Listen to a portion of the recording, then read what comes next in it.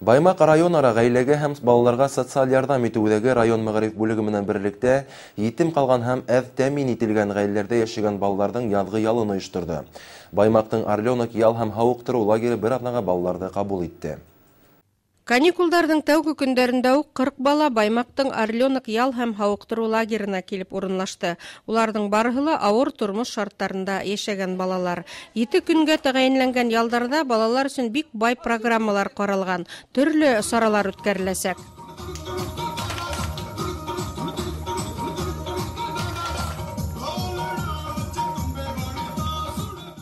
Мин бында яңа достар таптым.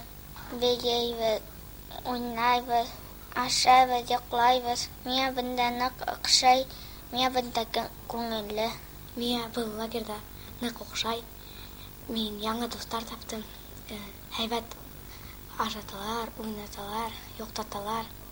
Тагын да килгем килә. Чөнки бында кызык. Ял итәргә килүче категорияның үҙенсәлекле һәм төрле шарттарда яшәгән балалар булуын иҫәпкә алып, лагерда смена башланғас та уҡыусылар өсөн психологтар эшләй башланы. Махсус саҡырылған белгестәр Сиба институтының психология һәм педагогика кафедраһы студенттары балалар менән айырым шөғөлләнде. Біздің студенттар бұндай лагерьларда яғы каникул вақыттарында һәм еге каникул вақыттарында бик уңышлы эшләп киләләр. Студенттармен бүгенге көндә ошо лагерьга килеп, балалардың күңелен күтәргә килдек инде.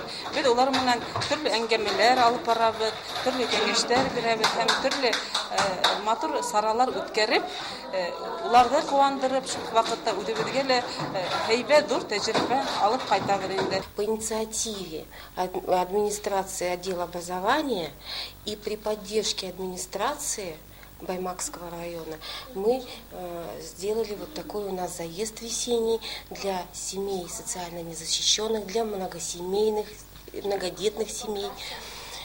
Решили каким-то образом скрасить каникулы именно вот таким деткам. На сегодняшний день у нас отдыхает 40 детей. Предоставлен самый теплый, самый новый, самый хороший у нас со всеми удобствами, с новыми у нас тут мебелью, с новыми постельным бельем.